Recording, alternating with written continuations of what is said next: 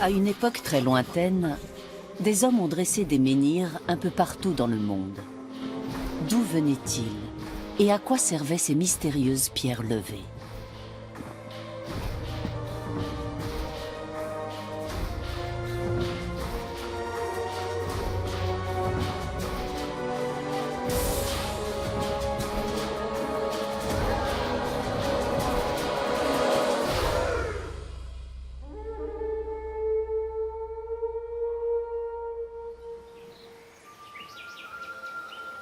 De nombreux monuments préhistoriques sont cachés sous la terre depuis des millénaires.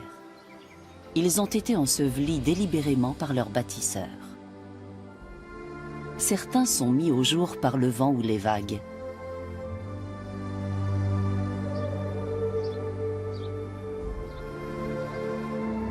Des trésors d'architecture monumentale se révèlent alors à notre vue.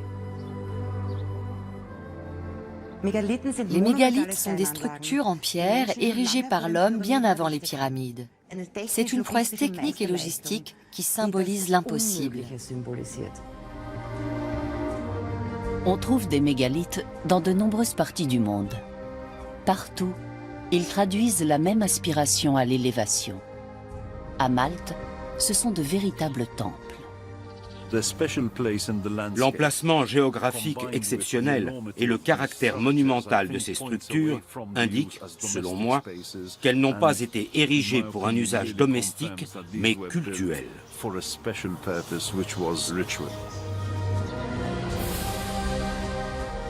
Le nord de l'Écosse possède des mégalithes bien plus anciens que le fameux cercle de Stonehenge en Angleterre. Chaque irrégularité de terrain est susceptible de cacher des vestiges archéologiques. On en découvre de nouveaux chaque année, notamment au moment des labours. Peu à peu, les fouilles dévoilent un chapitre clé de l'histoire de l'humanité.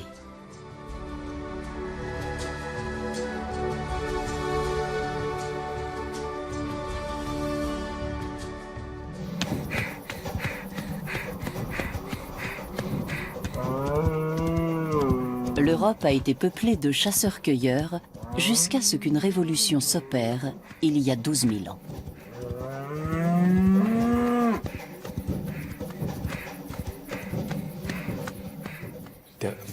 Le passage d'une société de chasseurs-cueilleurs à une société d'agriculteurs sédentaires est une évolution fondamentale dans l'histoire de l'humanité. L'homme a vécu de la chasse et de la cueillette pendant des millions d'années. Et voilà qu'il change subitement de mode de vie. C'est un changement bien plus radical que le passage à l'ère numérique ou à l'ère industrielle. La butte de Göbekli Tepe est située en Anatolie, dans le sud-est de la Turquie. L'archéologue allemand Klaus Schmidt a été le premier à la fouiller en 1994. Il est aujourd'hui décédé. La butte est surmontée de plusieurs cercles de monolithes. Les piliers pèsent jusqu'à 20 tonnes et sont ornés de magnifiques bas-reliefs. L'archéologue autrichienne Barbara Oerich participe aux fouilles du Göbekli Tepe, qui signifie littéralement « la colline au nombril ». L'architecture symbolique du Göbekli est une grande découverte archéologique. C'est peut-être l'un des monuments les plus importants du monde. Elle symbolise aussi le début du néolithique. L'ensemble architectural du Göbekli Tepe a été bâti par des chasseurs-cueilleurs avant la sédentarisation de l'homme. Cette donnée bouleverse les connaissances.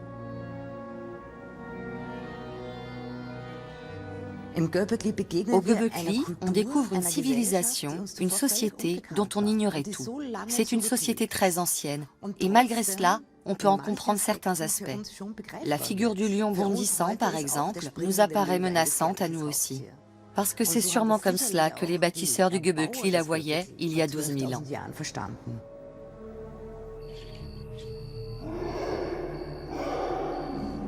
Au temps de la préhistoire, les phénomènes surnaturels et les mondes parallèles étaient sans doute des réalités évidentes au quotidien. Mais aujourd'hui, le regard des hommes a beaucoup changé.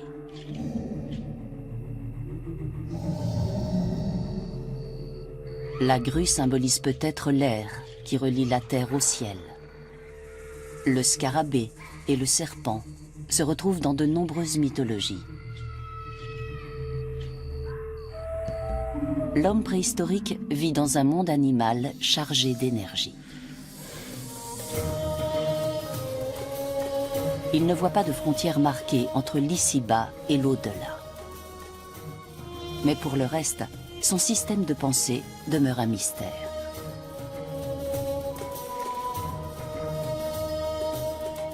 On ne peut que noter sa complexité.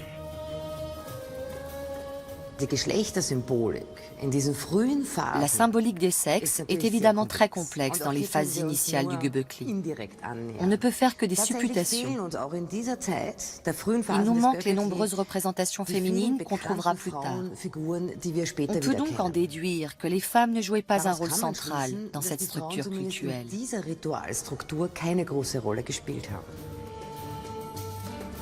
L'équipe d'archéologues qui fouille la colline n'a mis au jour qu'une infime partie du sanctuaire. Mais elle sait avec certitude comment il a fini, enseveli sous terre. Les premières générations d'hommes sédentaires vont ensevelir un certain nombre de constructions. Ils les recouvrent de terre et les dissimulent entièrement. Ce faisant, ils en interdisent l'usage matériel. Mais il est fort possible qu'ils aient gardé pendant très longtemps le souvenir de ces constructions.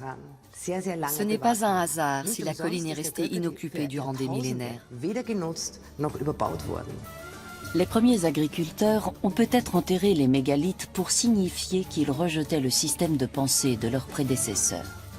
L'homme s'est sédentarisé et le site a perdu sa signification première.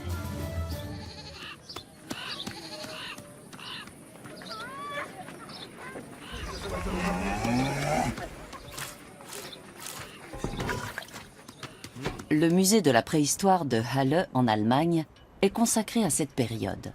Pour son directeur, Harald Meller, la sédentarisation est une phase décisive de l'histoire de l'humanité. La révolution néolithique est le tournant majeur dans l'histoire de l'humanité. Vous voyez ici des milliers de haches de pierre datant du néolithique. 3800 haches pour être exact. À quoi ont-elles servi? À déboiser pour cultiver la terre, à fendre le bois et à le travailler. Notamment pour construire des habitations complexes, car les hommes se sédentarisaient. Les chasseurs-cueilleurs pouvaient rester plusieurs années au même endroit si la nourriture y était abondante. Mais on ne peut pas parler de véritable sédentarité. La révolution néolithique, c'est autre chose. La sédentarisation de l'homme est le problème cardinal, le péché originel. L'homme vit de la chasse et de la cueillette durant des milliers d'années. Du fait de ce mode de vie naturel et surtout de son alimentation naturelle, il a peu de descendance puisque les femmes ne sont pas fécondes tant qu'elles allaitent. L'invention ou l'apparition de l'agriculture va entraîner un changement radical, fondamental dans l'alimentation humaine.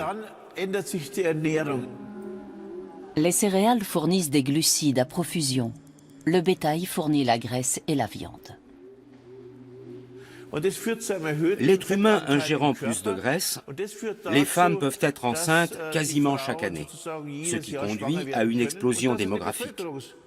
Ce boom démographique est une invention du néolithique et il se poursuit encore. C'est notre principal problème à l'échelle de la planète. Les hommes sont plus nombreux et doivent partager l'espace. Ils se regroupent dans des habitations communautaires ou des villages. Des archéologues tentent de reconstituer la vie quotidienne de nos ancêtres de manière expérimentale pour étudier leur architecture et leur artisanat.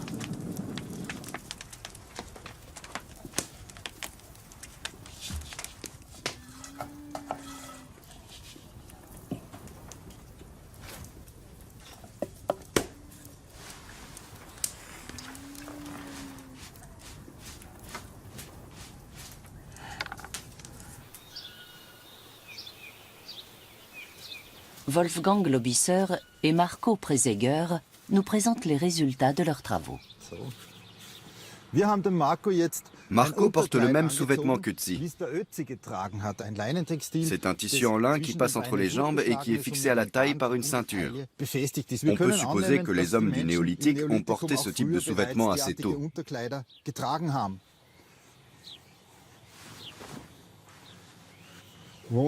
Parfait. Le pantalon tel que nous le connaissons apparaît seulement avec les Celtes, vers 500 avant notre ère. On peut imaginer des chaussures très simples en cuir, comme celle-ci. Tu peux t'asseoir pour les enfiler. Impeccable. Les hommes du néolithique élevaient des moutons et travaillaient leur laine. Il a fallu 8 moutons pour fabriquer ce manteau. Avec ce genre de vêtements, on était sûrement paré pour l'hiver. C'était très pratique en cas de grand froid. Ça permettait de rester dehors. Les hommes préhistoriques utilisaient des colorants pour décorer leurs habitations et réaliser des peintures corporelles.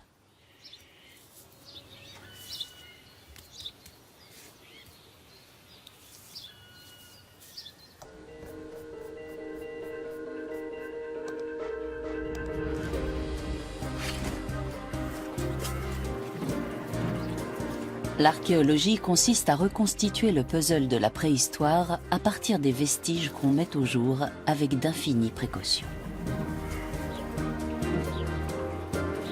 Les archéologues adorent les tessons. Les céramiques sont si caractéristiques d'une société qu'on a nommé des civilisations entières d'après les décors de leur poterie. La culture rubanée, par exemple, produisait des céramiques ornées de rubans. Elle fut la première société agricole d'Europe. Les sépultures sont une mine d'informations pour les archéologues. Elles contiennent du mobilier funéraire, mais surtout des restes humains. Un expert pourra tirer une foule d'indications des ossements. Il pourra dire si un défunt a été inhumé correctement ou si ses os ont été rongés par des bêtes, par exemple. Maria Teschler-Nicolas a dirigé le département d'anthropologie du Muséum d'histoire naturelle de Vienne. Elle lit dans les squelettes comme dans un livre ouvert.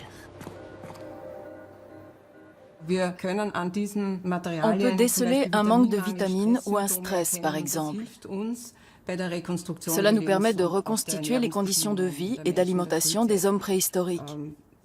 On peut voir des signes d'anémie sur le toit de l'orbite ou les signes d'une carence de vitamine C sur certains dépôts et formations osseuses. Si on fait ces examens de manière systématique sur toute une population, pas seulement sur un squelette isolé, cela permet de reconstituer les conditions de vie et de travail des hommes préhistoriques.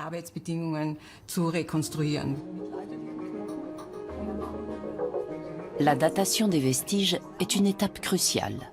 En la matière, le carbone 14 a permis de grands progrès. Et depuis une vingtaine d'années, l'analyse génétique révolutionne l'archéologie.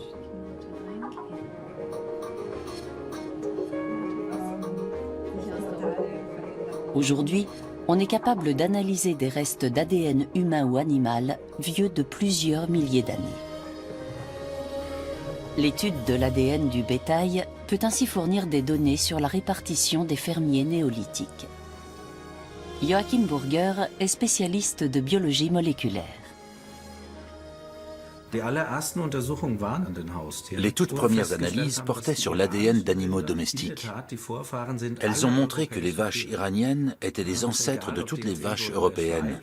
Les races qu'on trouve aujourd'hui en Suisse ou en Frise orientale descendent toutes des races anatoliennes ou proche-orientales.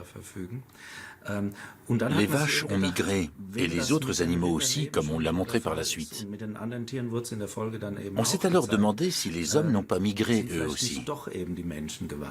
Et au bout de 10 années de recherche, on a effectivement conclu que les populations du nord-ouest de l'Anatolie étaient les ancêtres de tous les hommes néolithiques d'Europe. Les ossements sont la principale source d'ADN pour les anthropologues. Mais on trouve peu de matériel génétique bien conservé après des milliers d'années. D'une part, les os se décomposent vite quand la température du milieu environnant est élevée. D'autre part, ils sont souvent contaminés par des ossements plus récents, ce qui fausse les résultats. Malgré cela, la génétique a permis des avancées importantes. Les analyses génomiques de squelettes découverts dans le nord-ouest de la Turquie, au sud d'Istanbul, ont montré que les hommes néolithiques espagnols et les hommes néolithiques allemands étaient tous des descendants des anciens Égéens, comme on les a appelés, mais sans lien entre eux. Autrement dit, dès le néolithique, il y a eu une route migratoire sur le pourtour méditerranéen et une autre par les Balkans. Les agriculteurs se sont disséminés dans toute l'Europe sur un intervalle de plusieurs siècles par vagues successives. Le centre de recherche de Tulln, en Autriche, possède plusieurs laboratoires d'analyse. Maria Teschler-Nicolas s'y rend pour confier du matériel au chimiste Thomas Prohaska. Elle cherche à reconstituer les migrations des hommes néolithiques.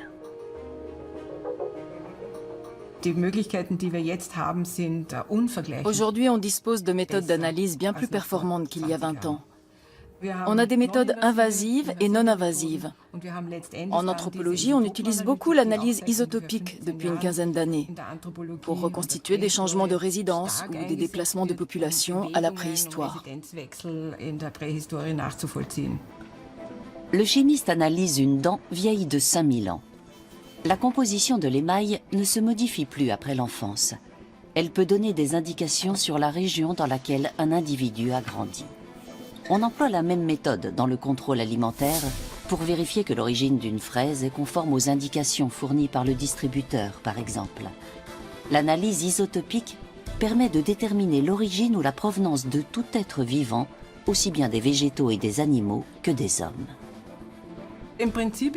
Les résultats d'analyse nous confirment qu'il y a eu une migration, et pas simplement une acculturation, un transfert d'idées. En d'autres termes, ces hommes ont colonisé l'Europe.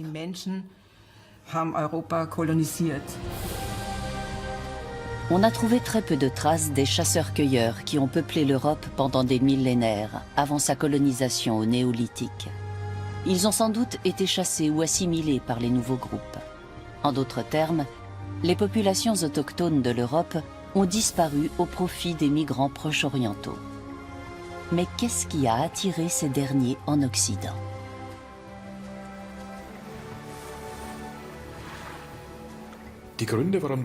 Les raisons qui ont poussé l'homme à migrer hors de son territoire sont assez obscures. Je ne pense pas que c'était lié à un problème de surpopulation. Pas à cette époque reculée de l'humanité, tout simplement parce que la densité de population était très en deçà de ce qu'elle est aujourd'hui. Il s'agissait peut-être d'explorer de nouveaux territoires dont on avait entendu parler dès cette époque. Il y avait peut-être eu des contacts, des groupes isolés qui s'étaient aventurés à l'ouest et en étaient revenus. Ce ne sont que des spéculations, mais c'était très certainement une question de curiosité.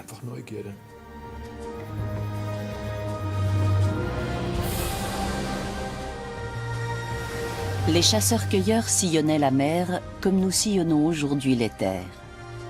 Une partie des fermiers anatoliens est allée vers l'ouest en bateau. Était-il à voile ou à rame, c'est difficile à dire. Mais les bateaux à rame sont plus faciles à manœuvrer.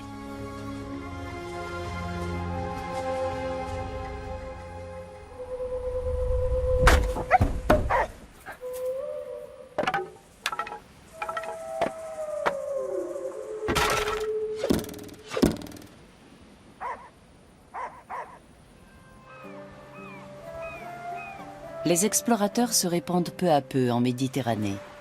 Certains s'arrêtent à Malte.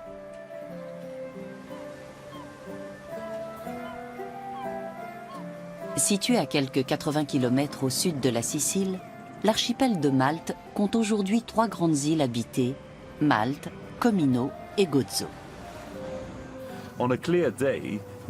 Par temps clair, on aperçoit la Sicile depuis Gozo et inversement.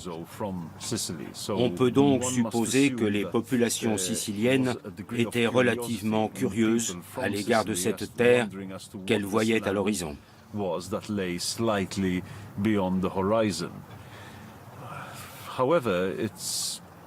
Néanmoins, on voit mal pourquoi elles auraient quitté une île aussi fertile que la Sicile pour coloniser une terre lointaine.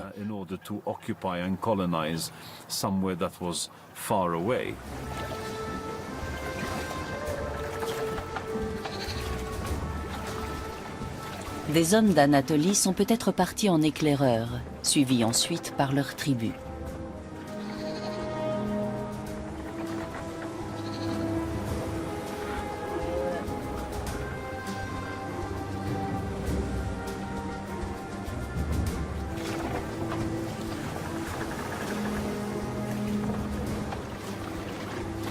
Les temples mégalithiques apparaissent à Malte environ 2000 ans après l'arrivée des premiers colons.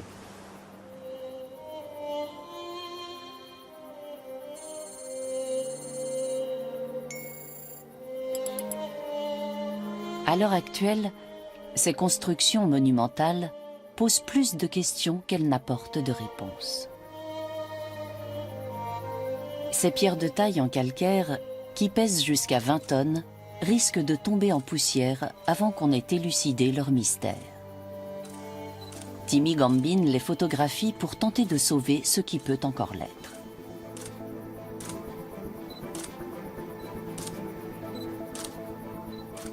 Sur son écran, il ressuscite les temples de Malte en images 3D pour en conserver au moins une trace. Mais c'est une course contre la montre.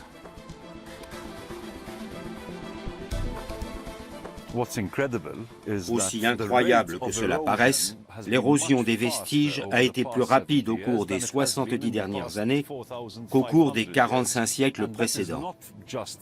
Ce n'est pas seulement parce que les temples ont été mis au jour, c'est aussi à cause des pluies acides, des rejets de CO2, etc. Tous ces polluants modernes accélèrent considérablement l'érosion.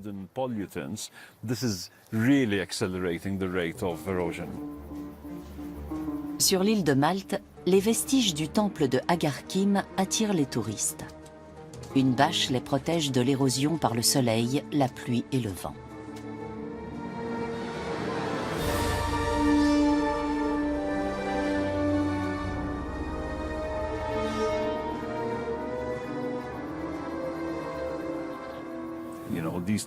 Ces temples ont 1000 ans de plus que le cercle de pierre de Stonehenge.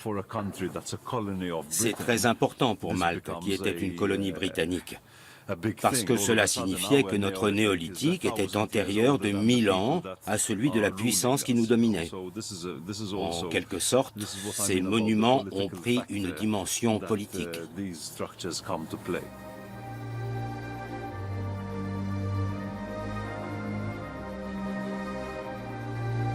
Qu'espéraient les hommes du néolithique en construisant ces édifices grandioses? Que veulent les hommes? Avoir une vie confortable, être épargnés par la faim et les maladies? Pour cela, il fallait avoir les faveurs des dieux. Un moyen de l'obtenir était de leur construire des monuments. Voici Agarkim débarrassé de sa bâche. On peut décrire les monuments préhistoriques et les reconstituer. Mais on ne peut que spéculer sur leurs fonctions, sur les cérémonies qui s'y déroulaient peut-être, sur ceux qui y étaient admis et ceux qui ne l'étaient pas.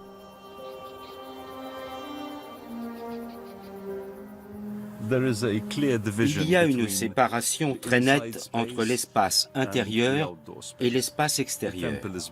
Le temple est bâti en dur et couvert. C'est le royaume des prêtres et des prêtresses. L'extérieur est ouvert aux éléments. C'est l'espace des gens ordinaires. Le plan du temple établit clairement cette division. L'intérieur du temple est dissimulé au regard.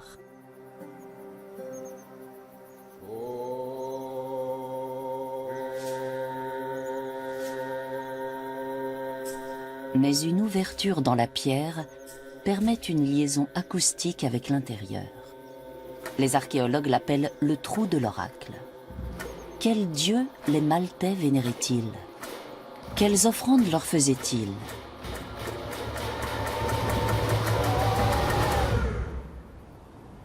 Sur ces questions, le mystère reste entier.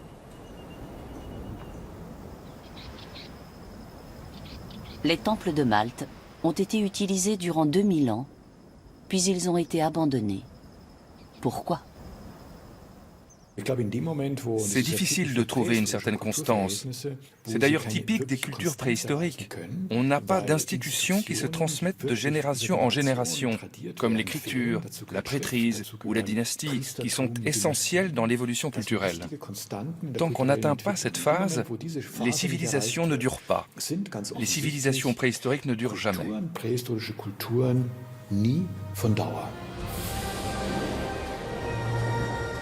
Les fermiers anatoliens qui embarquent pour l'Europe ne s'arrêtent pas tous à Malte.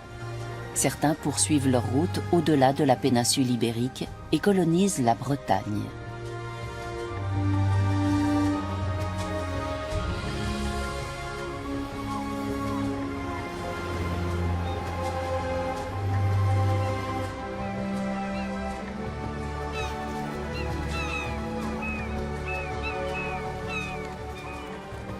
Des kilomètres de côtes rocheuses leur fournissent des tonnes de matériaux de construction.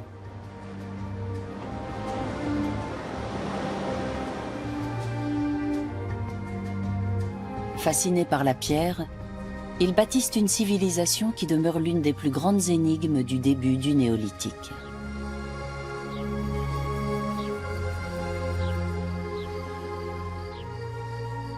Les temples mégalithiques de Malte sont uniques au monde, mais les alignements de Karnak sont tout aussi exceptionnels.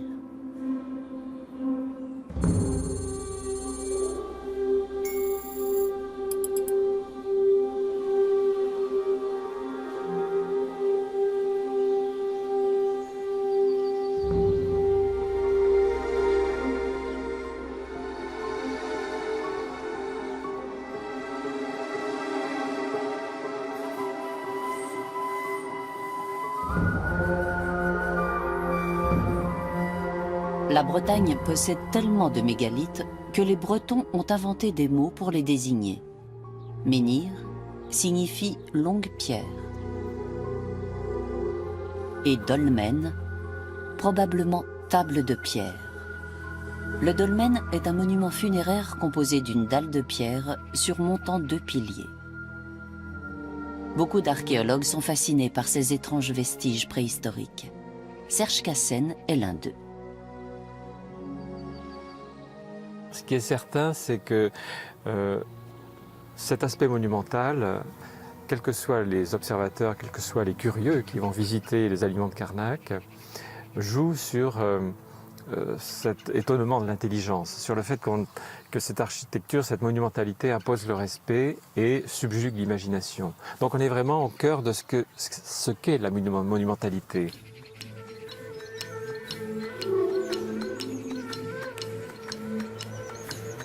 Les alignements de Karnak s'étendent aujourd'hui sur plus de 3 km, mais ils couvraient autrefois une surface bien plus grande.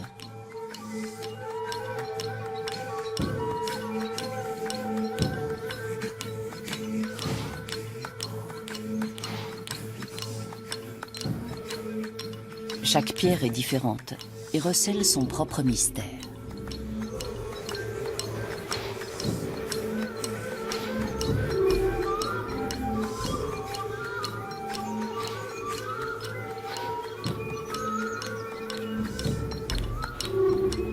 Faut-il voir dans Karnak une démonstration de force, les traces d'une manifestation surnaturelle ou de simples pierres tombales? Les théories sont nombreuses.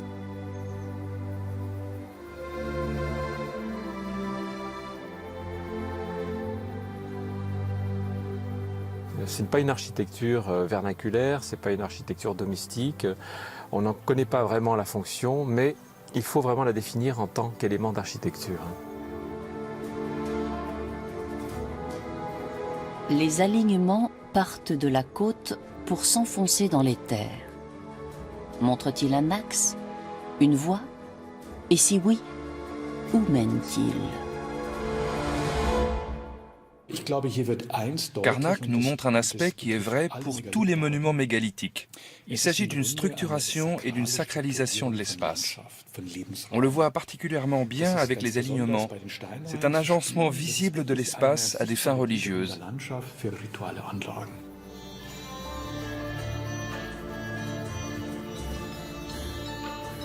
On trouve des mégalithes sur les îles de la Méditerranée et le long de la côte atlantique jusqu'aux îles britanniques.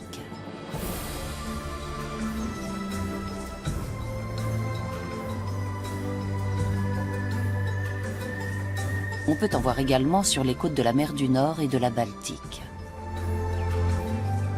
Mais il n'y a aucun exemple de mégalithisme en Hongrie, en Autriche ou encore dans le sud de l'Allemagne, des régions où les migrants sont arrivés par la voie terrestre.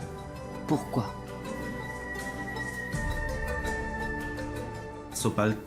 Dès lors que les populations néolithiques quittent l'Anatolie centrale, la diversité culturelle se réduit de façon drastique. Les hommes qui arrivent en Europe par les Balkans sont des fermiers. Toute forme d'urbanité ou de monumentalisme s'est perdue en cours de route. Ces fermiers possèdent un haut degré de spécialisation et de compétences. Mais pour le reste, ce n'est pas une civilisation très riche.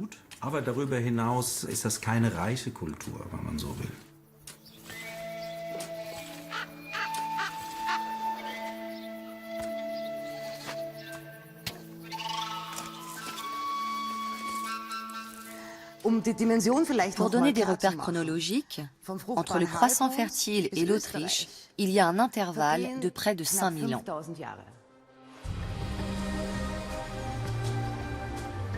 Les glaciers qui se retirent à la fin de la dernière période glaciaire laissent des éboulis et des blocs erratiques dans plusieurs régions d'Europe. Dans une région correspondant aujourd'hui à l'est de l'Autriche, les migrants trouvent des sols leuciques fertiles, mais pas de pierre. Ils devront utiliser d'autres matériaux de construction. Dans les années 1980, des photographies aériennes ont révélé des irrégularités de terrain circulaires dans le bassin du Danube.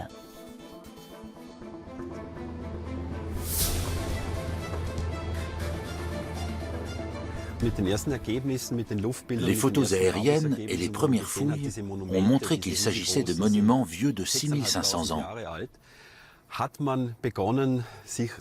On s'est alors demandé à quoi ils avaient pu servir.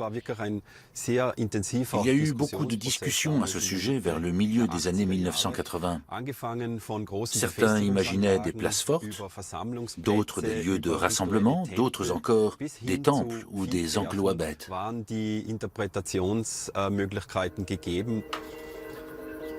Wolfgang Neubauer utilise un radar pour balayer les différentes couches du sol.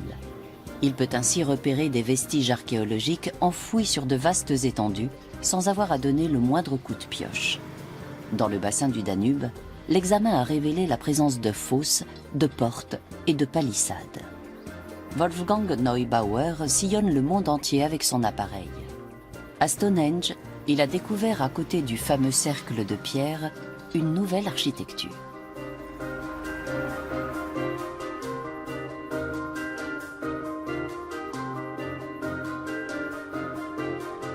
Les cercles préhistoriques autrichiens ne sont visibles du ciel qu'à certaines saisons, et ils sont exposés à l'érosion. Wolfgang Neubauer a repéré 40 fosses circulaires dans le nord-est de l'Autriche, dont l'une dans les environs de Heldenberg. Nous approchons de l'entrée des fosses circulaires. Les fosses partent à droite et à gauche. Elles étaient creusées en V et pouvaient mesurer 4 mètres de profondeur.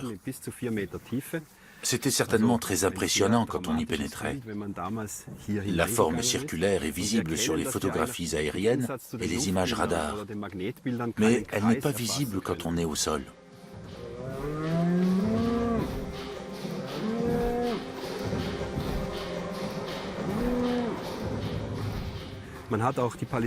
Les palissades étaient construites pour empêcher de voir à l'intérieur. Ce qui se déroulait à l'intérieur n'était pas visible de l'extérieur.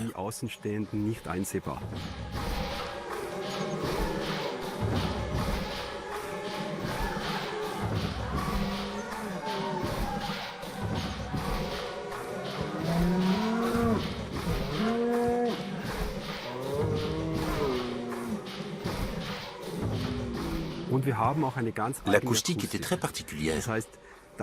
Le long de la palissade, on entendait parfaitement les bruits produits à l'intérieur.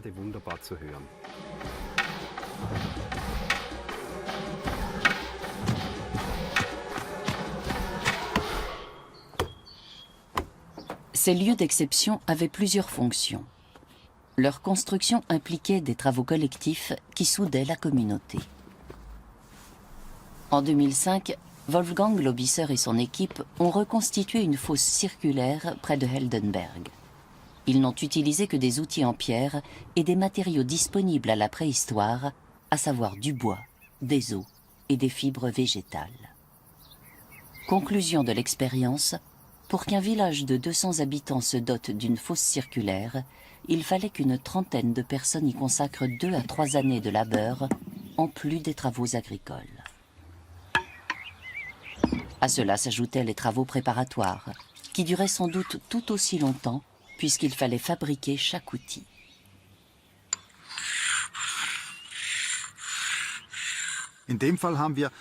On a fabriqué une hache d'après un modèle qu'on a mis au jour dans la région. Les connaissances empiriques obtenues en archéologie expérimentale ont montré que cet outil était utilisé pour travailler le bois. Il est muni d'un manche coudé, obtenu à partir d'un tronc d'arbre et de sa branche. La lame est fixée avec du liberdorme ou de tilleul, voire comme ici, avec des bandelettes de peau. Au néolithique, certaines tâches étaient probablement effectuées par des spécialistes, mais il n'existait pas encore de métier au sens moderne. Les savoirs se transmettent oralement de génération en génération. Les outils du néolithique ne permettaient pas de travailler le bois sec. On ne pouvait travailler que le bois vert, fraîchement coupé. Un chêne coupé depuis un an ne pouvait sans doute plus servir. Les archéologues ont également construit des habitations d'après les plans visibles sur les images radars. Des analyses du sol ont permis de savoir quelles essences poussaient autrefois dans la région. Quant aux techniques de construction, Wolfgang Lobisser s'est inspiré de celles encore utilisées de nos jours dans les sociétés archaïques.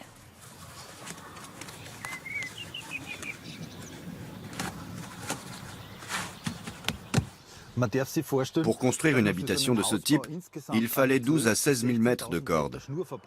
Pour les produire, on mettait quasiment autant de temps que pour tout le travail du bois. D'après nos calculs, une famille devait consacrer 3 à 4 hivers à fabriquer des cordes à partir du liberdorme et de tilleul.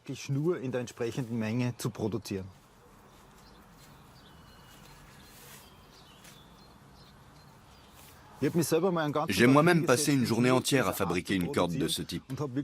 Le lendemain, je ne sentais plus mes pouces et je n'avais produit que 26 mètres.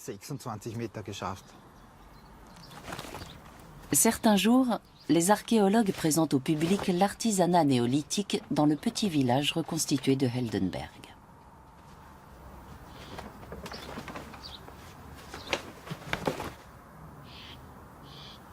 Mais ces maisons ne sont pas conçues pour durer des siècles. Nous estimons que ces bâtiments dureront une cinquantaine d'années. Cela correspond aux données empiriques que nous avons recueillies. Heureusement, dans d'autres régions, l'homme du néolithique a laissé des constructions en pierre qui nous livrent quantité d'informations, à commencer par les lieux de peuplement. Il y a de nombreuses sépultures au Danemark et dans le nord de l'Allemagne. Ainsi, on en connaît plus de 500 à Sylt. On les étudie peu à peu.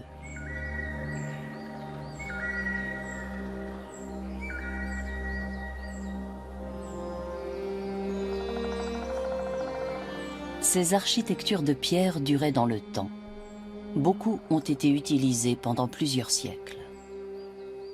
Ces tombes mégalithiques étaient des lieux d'identité, où l'homme trouvait une confirmation de lui-même et où il pratiquait ses rites. En ce sens, c'était des repères sociaux pour les hommes de l'époque.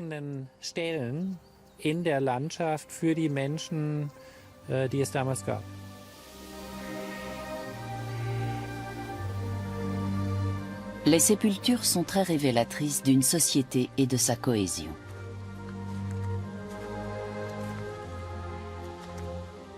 Les tombes mégalithiques sont des sépultures collectives ouvertes où on enterre régulièrement des individus. Mais on y préserve aussi l'individualité des morts. Au début du néolithique, la société passe avant l'individu. Les personnes les plus respectées sont celles en capacité de distribuer des biens. Au fil du temps, les céramiques deviennent plus raffinées. Cette coupe richement décorée provient d'une tombe mise au jour à Ludelsen, dans le nord de l'Allemagne. Les offrandes et le mobilier funéraire nous renseignent non seulement sur la société néolithique et sa conception de la mort, mais aussi sur les rapports entre les sexes. Rien ne permet de dire qu'il y a eu au néolithique une forte discrimination des femmes ou une différence de traitement importante. Dans de nombreuses sociétés néolithiques, le mobilier funéraire des femmes est aussi riche, voire davantage que celui des hommes.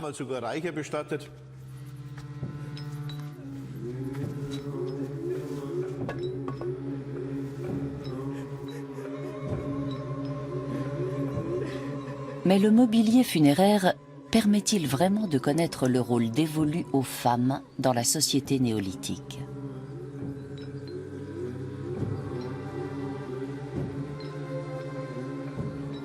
Les sépultures en pierre sont capables de défier le temps et de conserver à jamais le souvenir des morts.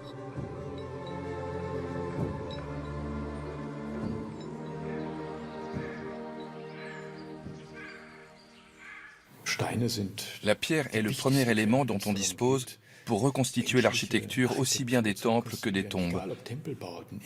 Si ces constructions n'avaient pas été en pierre mais en bois, il y aurait très peu de vestiges et on ne pourrait qu'imaginer la monumentalité des constructions. Mais la pierre demeure et elle nous donne une idée de ce qu'était la monumentalité dans la préhistoire, surtout dans le cas des constructions mégalithiques.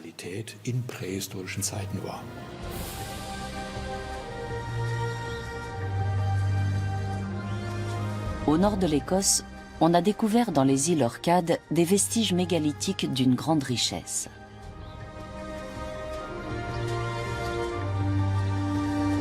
Nick Card dirige le chantier de fouilles ouvert en 2002.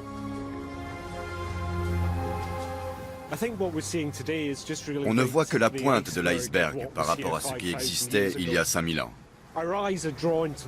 Nos yeux sont attirés vers ces magnifiques monuments dressés. Mais ces 10 dernières années, l'Université des Highlands et des îles écossaises a conduit un vaste programme d'études géophysiques et on a découvert que la région était couverte de constructions autrefois.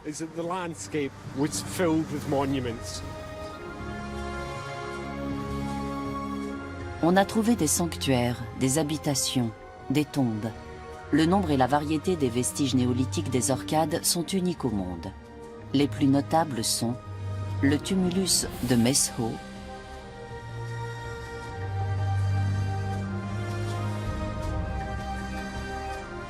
plus à l'ouest, les pierres levées de Stenness, qui sont l'un des cercles de pierre les plus anciens des îles britanniques. 150 mètres plus loin, le village de Barnhouse. La Watchstone, un monolithe de plus de 5 mètres de haut qui garde l'entrée d'une étroite péninsule.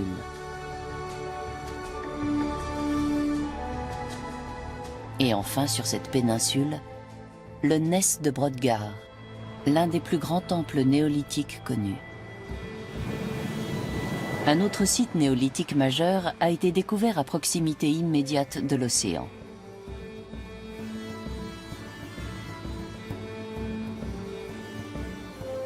Il s'agit du village de Skarabré. Une grande partie du site a été couvert pour le protéger de l'érosion naturelle et son accès est interdit, sauf aux archéologues.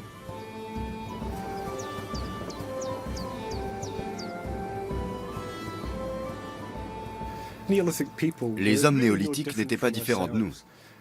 Ils avaient tout le confort qu'on peut trouver dans une maison moderne, à l'exception de l'eau et de l'électricité. Un foyer, un lit, des étagères. Ces petites habitations de plain pied offraient peu de prise au vent et leur toit végétal isolait du froid. Il devait faire bon vivre sur les Orcades au néolithique. Les archéologues n'y ont relevé jusqu'à présent aucune trace de guerre ni de catastrophe naturelle. Les îles étaient plus boisées qu'aujourd'hui et jouissaient d'un climat particulièrement doux grâce au Gulf Stream. Les conditions y étaient excellentes pour l'agriculture, l'élevage, mais aussi la pêche. Au néolithique, les Orcades ont eu un rôle déterminant sur plusieurs autres régions. D'une part, elles recevaient des matériaux en provenance de toute la Grande-Bretagne, et d'autre part, elles semblent avoir été le berceau d'un certain nombre d'idées qui ont marqué la préhistoire des îles britanniques.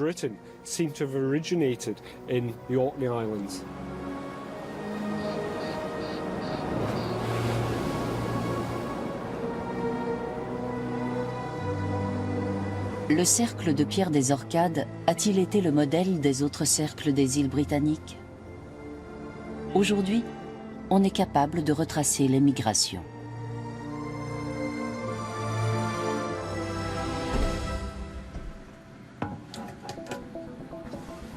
Quelques restes de dents ou d'os porteurs d'ADN non contaminé permettent d'établir des liens de parenté sur plusieurs milliers d'années.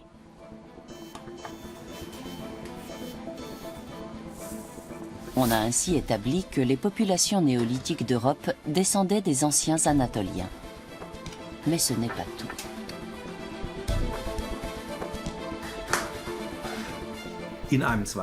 Dans une deuxième phase, on a analysé le génome des Iraniens qui peuplaient le cœur du croissant fertile et on a pu constater que la chaîne de migration s'est interrompue là, quelque part entre l'ouest de l'Anatolie et l'ouest de l'Iran, puisque les deux populations sont extrêmement différentes. On a calculé qu'elles se sont séparées il y a 50 ou 70 000 ans, autrement dit peu après la sortie d'Afrique de l'homme moderne. Les deux groupes ont participé à la grande idée du néolithique, c'est-à-dire à cette combinaison de sédentarité, d'agriculture, de construction d'habitations, etc., mais de façon très différente. À l'heure actuelle, on pense que le premier groupe est parti vers l'Europe, alors que le second a peuplé le sud de l'Asie, en particulier l'Afghanistan, l'Inde, etc.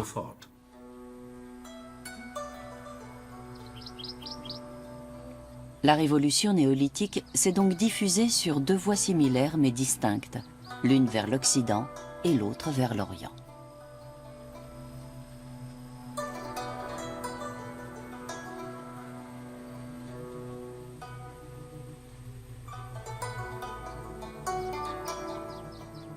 On trouve des constructions mégalithiques dans toute l'Asie, en particulier en Corée.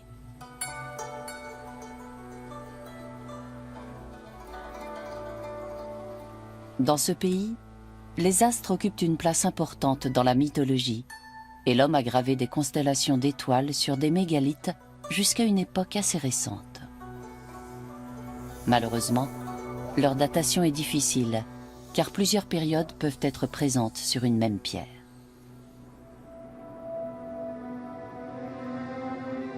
Partout, le néolithique a sans doute été une ère assez paisible, marquée par la construction de monuments en bois, mais surtout en pierre. Les premières traces de guerre sont postérieures.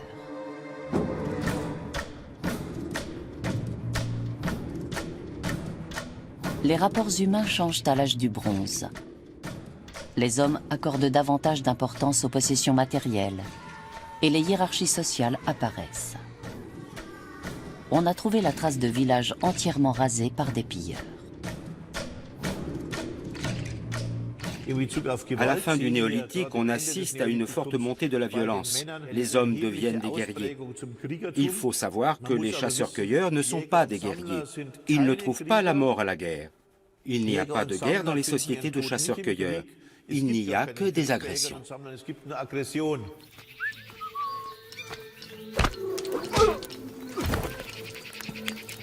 Les chasseurs-cueilleurs se battent d'homme à homme, pas entre peuples. L'homme a probablement toujours eu une certaine agressivité. Quand des groupes étrangers se rencontraient au Paléolithique inférieur, je ne pense pas qu'ils entamaient d'emblée des pourparlers amicaux. Mais ce ne sont que des suppositions. Nous n'en savons rien, en vérité. Les rencontres étaient peut-être rares. À la préhistoire, la densité de population n'était pas comparable avec celle d'aujourd'hui. Le mégalithisme disparaît à l'âge du bronze. Mais les monuments néolithiques garderont longtemps une fonction qui variera sans doute dans le temps. Balises, symboles chrétiens, de nombreux tumulus préhistoriques serviront de base à des églises.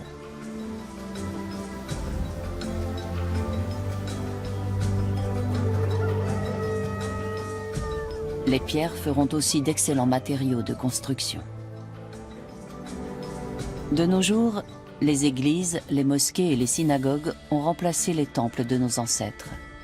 Les hommes vivent regroupés en petites cellules familiales dans de gros villages qui sont devenus des villes. Mais l'élevage et l'agriculture sont toujours au cœur de leur alimentation. Tous ces aspects de la vie des hommes néolithiques sont présents dans nos sociétés modernes, davantage que nous ne pouvons l'imaginer.